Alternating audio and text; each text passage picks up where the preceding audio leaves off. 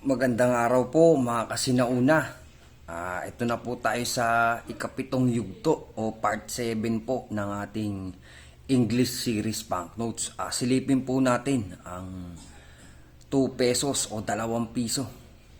Ito po.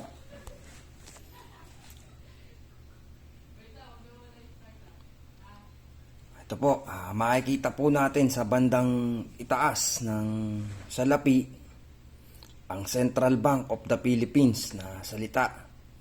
This note is a liability of the Central Bank and is fully guaranteed by the government of the Republic of the Philippines. Katulad din po siya nung isa, nung 1 peso na ganon din po ang format. Sa bandang kaliwa naman po, sa itaas at sa ibaba, sa kanan at sa itaas at sa ibaba rin, ang logo po ng 2 pesos. Ayan. 2 pesos sign.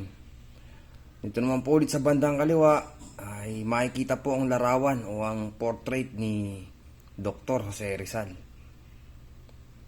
Ayan. Sa bandang gitna naman po ang logo po ulit ng 2 pesos. Sa bandang kanan naman po ay makikita ang Central Bank of the Philippines logo 1949. Andito rin po ang kanyang prefix. Ayan, saka po ang kanyang serial number. Taas baba rin po. Ito naman po makikita natin ang signatory ng presidente na humawak sa pananalaping ito. At saka ang pirma po ng Central Bank Governor na si Andres B. Castillo. Ang presidente po dito ay si President Diosdado Macapagal. Sa bandang ibaba naman po, mababasa po natin, this note is legal tender in the Philippines for all debts, public and private. Tsaka po ang signature kung sinong kumpanya po ang gumawa o sino ang gumawa. Thomas De La Rue and Company Limited. Yan. Thomas De La Rue. Ito po yung gawa sa London. Kaya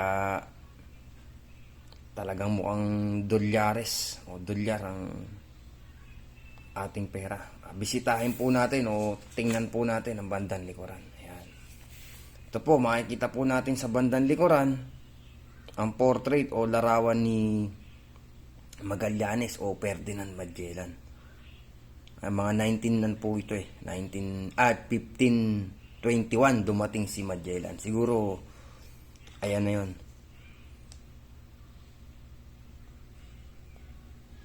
Sumpo natin, landing of Magellan in the Philippines, pero wala pong year na nakalagay. So, ayan po, makikita po natin sa magkabilaang parte niya, ang 2 pesos. Sa bandang kaliwa naman po at kanan, taas ibaba pa rin po, may 2 pesos din po na nakalagay na logo. Ayan. Napakadetalyado pa nito. Napakaganda talaga. Napakaganda po talaga mga kasinauna ng ating mga sinaunang pera.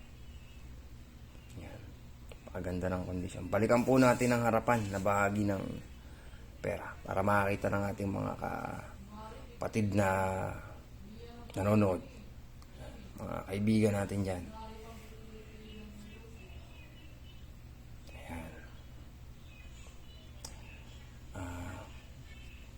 Ito po ay napanghawakan din ng Pangulong Elpidio Quirino at si Sir Miguel Cuaderno mula 1951 hanggang 1953 din po ito. At si President Ramon Magsaysay naman po at si Miguel Cuaderno pa din 1953 hanggang 1957. Tapos po President Carlos P. Garcia, tapos po ay si Castillo Signatory. Ito rin po 'yon, Andres Castillo ay 1961. Pagka nasundan naman po yun ng President Diosdado Macapagal mula 1961 hanggang 1965. Ayan. Ito pong 2 piso na ito o yung 2 pesos na English series ay umabot po siya sa 20 milyong piraso o 2 million pieces. 1951 po siya pinrint hanggang 1967. Pero na-demonetize na po siya nung February 28, 1974. Katulad din po nung iba. Ganun din po siya na demonetize. Regular issue po yon, yung inilabas na 20 million. Andun din po may mga replacement notes po doon o star notes. Yun po yung asterisk, kumbaga. May papaliwanag po natin yan pagka po napadaan tayo sa may mga star notes. Kasi hindi natin nailabas ngayon ang ating mga star notes dahil ang kinukumpleto natin ay ang English series. Pero meron po tayo English series na star note. Alam ko meron ako niyan na 1 peso. Pero sa mga susunod na po natin ipapakita yan, dito po muna tayo sa ating binubuo. Yun lamang po. Maraming salamat at isang magandang araw po sa inyo mga kasinauna. At pinasasalamatan ko po pala, ihahabol ko lang ang mga patuloy pong sumusuporta at tumatangkilik sa aking video. Napakagaan po sa loob habang nalalaman ko pong nagugustuhan nyo o nalalike ang aking mga video. Salamat po. Maraming salamat po ulit sa suporta.